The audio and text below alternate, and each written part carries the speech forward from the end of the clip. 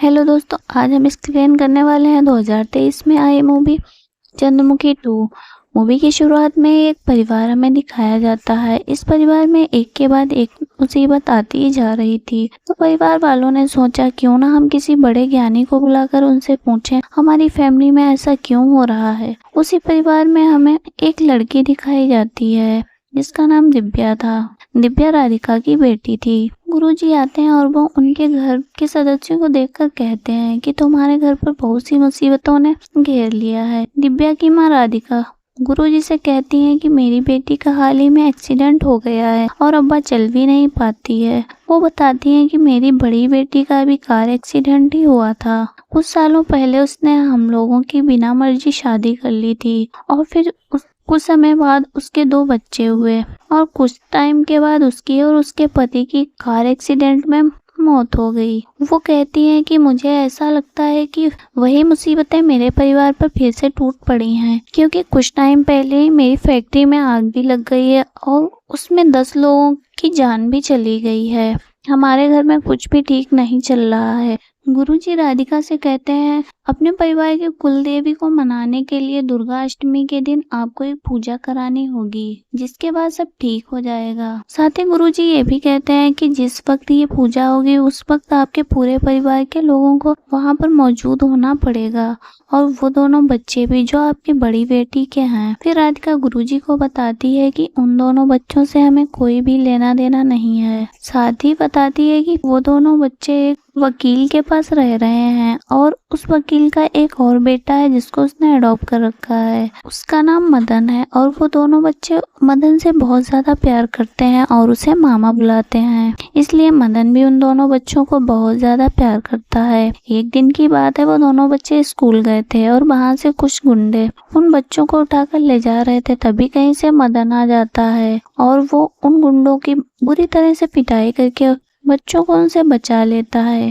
तभी राधिका बताती है कि उसकी बड़ी बेटी ने अपनी मर्जी से किसी दूसरी बिरादरी के लड़के से शादी की थी, इसलिए वो लोग उनके बच्चों को पसंद नहीं करते। पुजारी के कहने पर वो लोग बच्चों को साथ ले जाने के लिए मान जाते हैं। तभी हम देखते हैं कि राधिका अपनी पूरी फैमिली के साथ गांव जाती है जहां उनके कुलदेवी की पूजा होनी थी। वो लोग गांव पहुंचकर जिस घर में रुकने के लिए जाते हैं वो घर बहुत ही खूबसूरत था, एक महल जैसा बना था और उस घर का जो मालिक था वह अपनी ऐसी हालत बना के रखता था जैसे वह बहुत ही गरीब हो। इन लोगों को समझ में नहीं आ रहा था ये घर का मालिक है या चौकीदार। फिर वो आदमी जो घर का मालिक था वह अपने पूरे घर में इन लोगों को टहलाता है, पर वह इन लोगों को दक्षिण की तरफ नहीं ले जाता।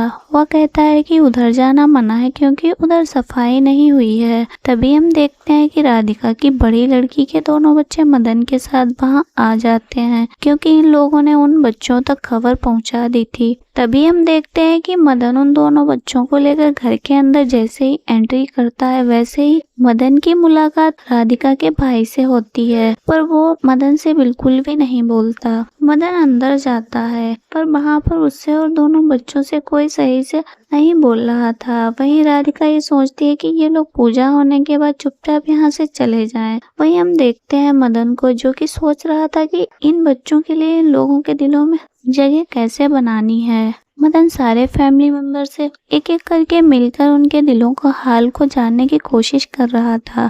तभी हम देखते हैं राधिका अपने पूरे परिवार के साथ मंदिर जा रही थी जहाँ कुलदेवी की पूजा होनी थी। अभी पूजा नहीं, वो लोग सिर्फ मंदिर देखने जा रहे थे कि कुलदेवी की पूजा कहाँ होनी है। दोनों बच्चों को भी साथ चलने के लिए कहते हैं पर मदन को ले जाने से मना कर देते हैं। यह देखकर दोनों बच्चे साथ जाने से इनकार कर देते हैं। अभी वो लोग सिर्फ मंदिर को देखने जा रहे थे कि कुलदेवी का मंदिर कहाँ है। राधिका की पूरी फैमिली चली जाती है, दोनों बच्चे मदन के साथ वहीं रहते हैं। जैसे ही राधिका अपनी फैमिली के साथ वहाँ पर पहुँचती है वहाँ वो लोग एक अघोरी बाबा से मिलते हैं। वो लोग कहते हैं कि मंदिर के पास तो काफी दिनों से सफाई नहीं हुई है, झाड़ियों ने पूरे मंदिर को घेर लिया है, क्यों ना हम मंदिर के आसपास सफाई करा दें। वो लोग आपस में बात ही कर रहे थे, तभी वहाँ पर एक पुजारी आ जाते हैं। उन लोगों की बातें पुजारी ने सुन ली थी और वो बताते हैं कि इस मंदिर की सफाई मत कराना, नहीं तो वो तुम लोग को मौत के घाट उतार देगी। पर राधिका ने मंदिर को साफ कराने का ठेका तो पहले ही दे दिया था।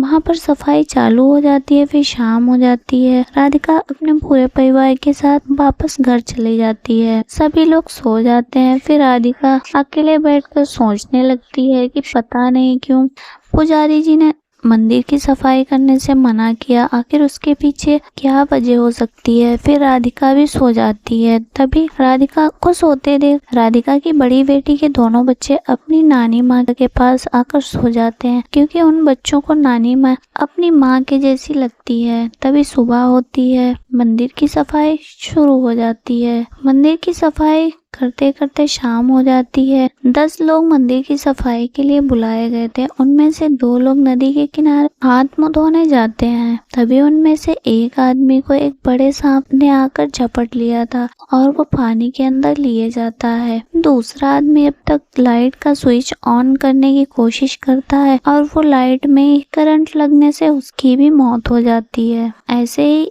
एक आदमी की पानी में डूबने से और दूसरे की करंट लगने से दोनों आदमियों की मौत हो गई थी। फिर अगली सुबह जब राधिका अपने परिवार वालों के साथ मंदिर पहुंचती है, तब वही पुजारी राधिका से कहता है, 2 लोगों की मौत हो गई, अब तो समझ जाओ और तुम लोग वापस घर चले जाओ। और ये सब चंद्रमुखी ने ही किया है, वह नहीं चाहती है मंदिर की साफ सफाई हो। तभी हम देखते हैं कि जिस घर में राधिका की फैमिली रुके थे, उस घर की लाइटें अपने आप खुलती बंद होती हैं और कुछ आवाजें भी आने लगती हैं। यह देखकर सभी लोग परेशान हो जाते हैं। तभी उस घर का मालिक बताता है कि 17 साल पहले भी ऐसे ही हुआ था। तभी हम देखते हैं उन दोनों बच्चों को, जो कि ये सब देखकर काफी डर गए थे और वो राधिका के पास जाकर कहते हैं कि आप हमें हमारी माँ के जैसी लगती हैं। यह सुनकर राधिका दोनों बच्चों को गले से लगा लेती है। इसी तरह सारे फैमिली मेंबर उन दोनों बच्चों को अपनी फैमिली का हिस्सा बना लेते हैं, साथ ही मदन को भी। यह देखकर राधिका के बड़े भाई को बहुत गुस्सा आता है और वो उन दोनों बच्चों को बहुत मारता है। तभी हम देखते हैं कि राधिका से मिलने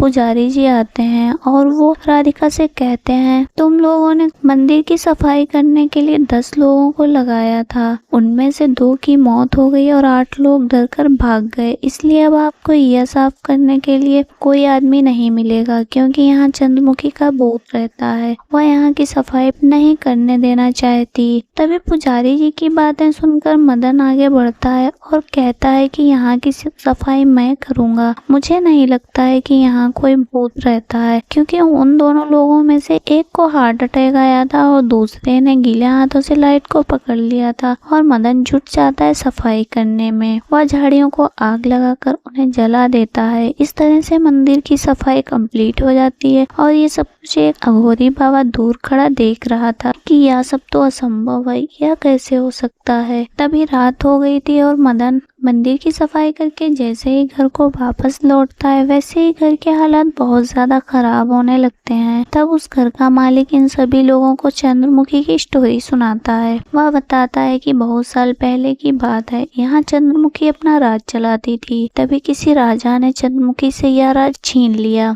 और अपने कब्जे में कर लिया। उस राजा का एक सिपाही था जिस पर राजा सबसे ज्यादा भरोसा करता था, उसका नाम बेटिया था। फिर राजा बेटिया को बुलाता है और उससे चंद्रमुखी को अपने पास उठाकर लाने को आदेश देता है और बेटिया चंद्रमुखी को लेने चल देता है। जैसे ही वह चंद्रमुखी के पास पहुंचता है, उसकी खूबसूरती को देखकर बेटिया भी चंद्रमुखी का दीवाना बन जाता है और अब बेटिया चंद्रमुखी को किसी और का नहीं होने देना चाहता था। ये बात जब राजा को पता चलती है, तब राजा और बेटिया के बीच घमासान लड़ाई शुरू हो जाती है और इस लड़ाई में बेटिया राजा को मार डालता है और चंद्रमुखी को अपने साथ कुल देवी के मंदिर में ले जाता है। तभी चंद्रमुखी बेटिया से कहती है कि मैं किसी और से प्यार करती हूँ और उसी से शादी करूंगी, मैं आपसे शादी नहीं कर सकती। अगर आपने मुझसे जबरदस्ती करने की कोशिश की तो मैं खुद को खत्म कर दूंगी। चंद्रमुखी की बातें सुनकर बेटिया को बहुत ज्यादा गुस्सा आ जाता है और बेटिया चंद्रमुखी और उसके आशिक दोनों को मार डालता है। तभी कुछ समय बीतता है। बेटिया बीमार रहने लगा था और एक दिन उसे सांप काट लेता है और बेटिया की भी मौत हो जाती है। फिर हम देखते हैं कि वहाँ पूजा के लिए जिन पुजारी जी को बुलाया गया था वो आ गए और वो सभी लोगों को देखते हैं और बताते हैं कि तुम में से कोई एक शख्स है जिसके शरीर के अंदर चंद्रमुखी ने प्रवेश कर लिया है। पुजारी जी कहते हैं हमें एक हवन करना होगा। फिर हवन शुरू हो जाता है और फिर पुजारी जी एक गोल घेरा खींचते हैं और एक एक करके सभी सदस्यों को उसके अंदर खड़ा करते हैं। तभी पता चलता है कि राधिका की छोटी बेटी दिव्या के अंदर चंद्रमुखी की आत्मा प्रवेश कर लेती है और उसको अपने वश में कर लेती है। तभी दिव्या के अंदर से चंद्रमुखी की आत्मा बोलती है कि तुम लोगों ने मंदिर की सफाई करके अच्छा नहीं किया, मैं तुम सबको जान से एक एक करके मार दूंगी। अब दिव्या भी चलने लगी थी। फिर अगली सुबह हम देखते हैं कि वो सब लोग कुल देवी के मंदिर जाते हैं। वो लोग अपनी कार से जाते हैं और कार को दिव्या ड्राइव करती है। तभी हम देखते हैं कि गाड़ी में राधिका अपने पूरे परिवार के साथ जा रही थी। उनके साथ मदन नहीं जाता है। दिव्या गाड़ी को लेकर एक सुनसान जगह पर ऊंची पहाड़ी पर ले जाती है और जैसे ही वह गाड़ी को पहाड़ी से नीचे खाई में गिराने वाली होती है वहाँ पर बेटिया आ जाता है। दरअसल जैसे ही मदन बेटिया के कमरे में बेटिया के सिंहासन पर बैठता है उसके अंदर बेटिया वापस आ जाता है और ये बात अघोरी बाबा और चंद्रमुखी की आत्मा दोनों को पता चल जाती है कि इन दोनों में एक बहुत बड़ी लड़ाई छिड़ने वाली है क्योंकि चंद्रमुखी हर हाल में बेटिया को मार गिराएगी। ये बात अघोरी बाबा जाकर पुजारी और पंडित जी को बताते हैं कि दुर्गा अष्टमी के दिन बहुत बड़ी लड़ाई छिड़ने वाली है और हमें इस लड़ाई के लिए तैयार रहना चाहिए। तभी हम देखते हैं कि दुर्गा अष्टमी का दिन भी आ जाता है और जैसे ही पूजा की तैयारियां शुरू होती हैं तभी चंद्रमुखी और बेटिया के बीच में एक घमासान लड़ाई होती है और चंद्रमुखी बेटिया को मारने के लिए ऊंची छलांग लगा देती है। वैसे ही बेटिया एक पर्दे के पीछे जाकर छुप जाता है। चंद्रमुखी तलवार से बेटिया का गला काट कर उसे मार देती है और इस तरह से चंद्रमुखी बेटिया से अपना बदला ले लेती है। फिर हमें पता चलता है कि चंद्रमुखी ने जिसे मारा वह मदन नहीं बल्कि वही अघोरी बाबा था और उसे श्राप लगा था कि उसे जब तक चंद्रमुखी नहीं मारेगी तब तक उसे मौत नहीं आएगी। इसलिए ये प्लान अघोरी बाबा का ही था और उसने पंडित जी और पुजारी जी के साथ मिलकर मनाया था और इस तरह से चंद्रमुखी दिव्या का शरीर छोड़ देती है और अघोरी बाबा भी श्राप मुक्त हो जाता है। तो ये कहानी आप लोगों को कैसी लगी हमें कमेंट करके जरूर बताना। फिल्म की स्टोरी अगर अच्छी लगी हो तो वीडियो को